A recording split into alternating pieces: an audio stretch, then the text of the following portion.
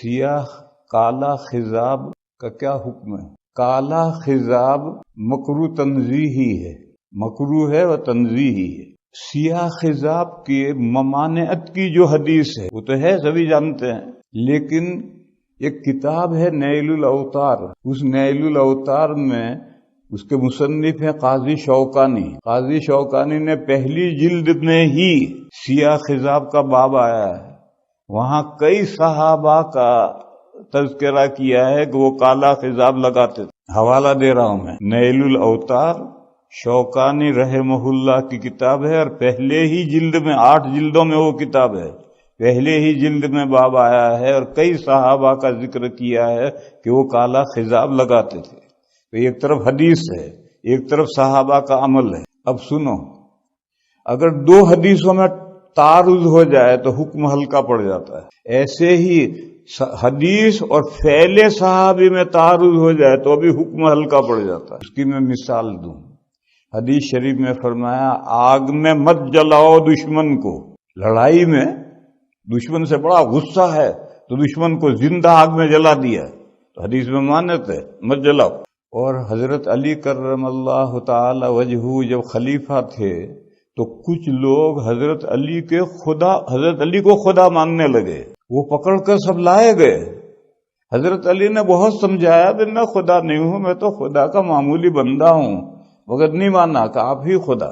تو حضرت علی کے حکم سے وہ سب آگ میں زندہ جلا دیے گئے۔ یہ واقعہ کوفہ میں پیش آیا، اس کی خبر بصرے میں پہنچی حضرت ابن عباس رضی اللہ تعالیٰ عنہما کو، جو وہاں قاضی تھے، حضرت علی کی طرف سے وہاں قاضی تھے۔ تو حضرت ابن عباس نے تبصرہ کیا کہ اگر یہ مقدمہ میری کورٹ میں آتا تو میں ان کو قتل کرتا، آگ میں نہ جلاتا۔ حضور نے آگ میں جلانے سے منع کیا ہے، اس لیے میں آگ میں نہ جلاتا، ان کو قتل کرتا، کیونکہ حضور نے فرمایا کہ من بدل دینہ فاقتلوہ، جو مرتد ہو جائے اسے قتل کرو، تو میں قتل کرتا، آگ میں نہ جلاتا۔ یہ ابن عباس کا تبصرہ جب حضرت علی کو کوفے میں پہنچا تو حضرت علی نے فرمایا صدق ابن عباس، ابن عباس نے صحیح کہا۔ گویا حضرت علی بھی جانتے ہیں کہ حضور نے آگ میں جلانے سے منع کیا ہے، پھر حضرت علی نے جلایا تو اب مسئلہ ہلکا پڑ گیا۔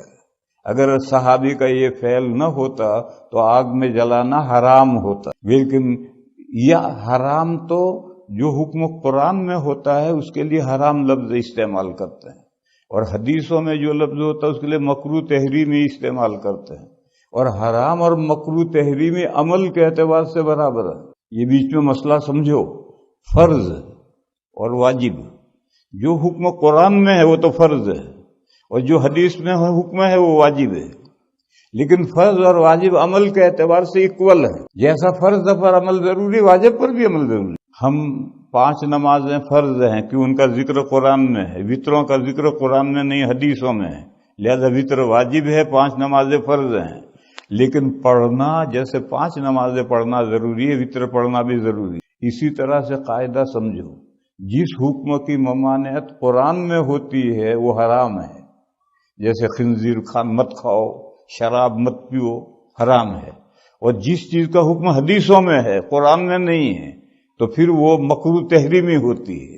لیکن بچنے کے اعتبار سے حرام اور مکروہ تحریمی دونوں سے بچنا۔ بعض لوگوں کے ذہن میں خواہ فرق ہے، چلو مکروہ ہے کرو، ارے مکروہ تحریمی اور حرام تو ایک درجے کے احکام ہیں، یہ تو درجہ بندی ہے کہ قرآن میں حکم ہے تو حرام لفظ فقہا استعمال کرتے ہیں، حدیث میں ہو تو مکروہ تحریمی کہتے ہیں۔ بہرحال اگر حضرت علی کا عمل نہ ہوتا تو آگ میں جلانا مکروہ تحریمی ہوتا، یعنی حرام ہوتا، لیکن جب حضرت علی کا عمل آیا حدیث کے ساتھ، حدیث جانتے ہوئے، حضرت علی حدیث جانتے تھے پھر یہ عمل کیا، تو اب حکم ہلکا پڑ گیا۔ اب مکروہ آگ میں جلانا مکروہ تنزیہی خلاف اولا ہے، اب حکم ہلکا پڑ گیا۔ یہ قاعدہ ہے کہ 2 حدیثوں میں تعارض ہو جائے تو حکم ہلکا پڑ جائے۔ حدیث اور فعل صحابی میں، قول صحابی نہیں ہوگا، فعل صحابی میں تعارض ہو جائے تو حکم ہلکا پڑ جائے۔ تو حدیث میں کالے خضاب کی ممانعت آئی ہے، اور شوکانی نے کئی صحابہ کا عمل لکھا ہے کہ وہ خضاب کالا کرتے تھے، لہذا اب حکم ہلکا پڑ گیا، مکروہ یعنی مکروہ تنزیہی کے درجے میں آ گیا، مکروہ تحریمی سے نیچے آیا۔ مگر مفتیان کرام مکروہ تحریمی کہتے ہیں، اب تک وہ مکروہ تحریمی ہی کہتے ہیں، لیکن میں دوسری بات کہہ رہا ہوں کہ مکروہ تحریمی سے حکم نیچے آیا۔ جیسے آگ میں جلانا، کسی بھی مخلوق آگ میں جلانا خلاف اولا ہے، مکروہ تنزیہی ہے، اسی طرح سے یہ بھی مکروہ تنزیہی ہے، اس لیے کہ صحابہ کا عمل اس کے مقابل اس کے خلاف ہے۔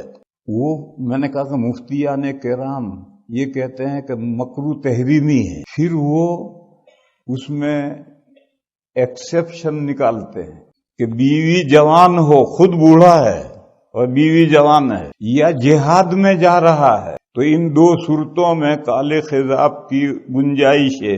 یہ اس مکروہ تحریمی میں سے ایکسیپشن نکالا کہ ان دو صورتوں میں، لیکن ان دونوں صورتوں کا مصداق کیا ہے میں بتاؤں۔ دہلی میں میرے ایک دوست تھے حکیم مصباح الدین، ربانی کتب خانہ ان کا تھا، اور میں بھی بک پبلیشر ہوں، بک سیلر بھی ہوں، پبلیشر بھی ہوں، اور بہت بڑا میرا کاروبار ہے اللہ کے فضل سے۔ تو اب تو بچوں نے کاروبار سنبھال لیا، لیکن پہلے میں خود دہلی جاتا تھا، کتابیں چھپواتا تھا، لاتا تھا، بیچتا تھا، سب کام خود کرتا تھا۔ تو دہلی میں حکیم مصباح الدین صاحب ایک مسجد کے امام تھے اور مسجد کے مقام میں رہتے تھے، میں ان کے پاس جا کر ٹھہرتا تھا، اور دہلی کی پوری مارکیٹ انہوں نے مجھے سمجھائی، کہاں سے کاغذ خریدنا ہے، کس طرح خریدنا ہے، پریس کہاں ہے، تو میرے ان سے تعلقات تھے۔ میں ہمیشہ ان کے پاس جا کر ٹھہرتا تھا، مجھے کبھی شبہ بھی نہیں ہوا کہ ان کا کوئی سرکہ یا داڑھی کا بال سفید ہوا ہے، بالکل جوان۔ زندگی آخر میں اٹیک ہو گیا، اب نہیں ہے دنیا میں، چلے گئے، اللہ ان کے درجات بلند کرے، مغفرت فرمائے۔ اٹیک آ گیا، ہاسپٹل میں داخل ہوئے، مجھے دیوبند معلوم ہوا تو میں عیادت کو گیا، تو سفید بال نکل آئے نیچے سے، سفید ہاسپٹل میں ہے، بال سفید نکل آئے۔ تو میں مذاق کرتا تھا پہلے بھی، میں نے ان سے کہا حکیم صاحب خضاب کیوں چھوڑ دیا؟ تو کہنے لگے بیوی کو پتا چلا، گویا زندگی بھر کبھی انہوں نے بیوی کو محسوس نہیں ہونے دیا کہ ان کا کوئی بال سفید ہوا۔ یہ ہے مثال، اور بیوی کے سامنے برش لے کر گھس رہا ہے، تو بیوی نہیں جانتی کیا صورتحال ہے؟ ارے بیوی کو پتہ نہ چلے، اس طرح سے لگا تو ہے اس مسئلے پر عمل، اور بیوی کو پتہ ہے کہ بڈھا ہو گیا، اور بیوی کے پاس تو جوان ہے یا بڈھا ہے اس کے جاننے کے لیے ایک دوسرا تھرمامیٹر ہے، اس سے وہ فیصلہ کر لیتی ہے کہ جوان ہے یا بڈھا ہے۔ یہ خان صاحب قبل از وقت ریٹائرمنٹ مانگ رہے تھے، کوئی خان صاحب ہو تو ناراض مت ہوئی، قبل از وقت ریٹائرمنٹ مانگ رہے تھے، باس نہیں دے رہا تھا۔ ایک دن انہوں نے سینہ کھول کر دکھایا تو سارا سفید ہو گیا تھا، اس کو رحم آ گیا اور اس نے ریٹائرمنٹ دے دی۔ خوش گھر آئے، بیوی سے کہا ریٹائرمنٹ مل گیا، اب بیٹھے بیٹھے کھائیں گے۔ تو بیوی نے پوچھا کیا ہوا؟ کہنے لگے میں نے سینہ کھول کر دکھایا تو اس کو رحم آ گیا اور اس نے ریٹائرمنٹ دے دیا۔ تو بیوی نے کہا ذرا اور نیچے کھول کر دکھا دیتے تو ڈیزیبلٹی کا وظیفہ بھی مل جاتا۔ دوسرا واقعہ سنو، ایک مولانا صاحب ہیں، اب وہ کراچی میں پڑھتا ہے، میں نام نہیں لیتا ان کا، کسی مسئلے سے نام نہیں لیتا، وہ پہلے دارالعلوم دیوبند میں مدرس تھے۔ ان کے پاس ایک مہمان آیا، وہ لے کر میرے پاس آئے، وہ روس کے ساتھ جب افغانستان کی جنگ چل رہی تھی اس وقت کا مجاہد تھا، جہاد کرتا تھا روس کے خلاف۔ وہ لے کر میرے پاس آئے، بیٹھے چائے وائے پلائی، ناشتہ کروایا، ادھر ادھر کر، نہایت اعلیٰ درجے کا جاہل، ایسا جاہل تو میں نے دیکھا ہی نہیں کہیں۔ کہنے لگا حضرت علی افغانستان میں جہاد کے لیے آئے ہیں۔ لے حضرت علی کہاں آئے ہیں؟ اور کہا ایک کافر کو انہوں نے مارا تو اس کی جو پنڈلی کی ہڈی ہے ایک ندی کے اوپر رکھی ہے، پل ہے، اور اب تک ہم چل رہے ہیں اس پر۔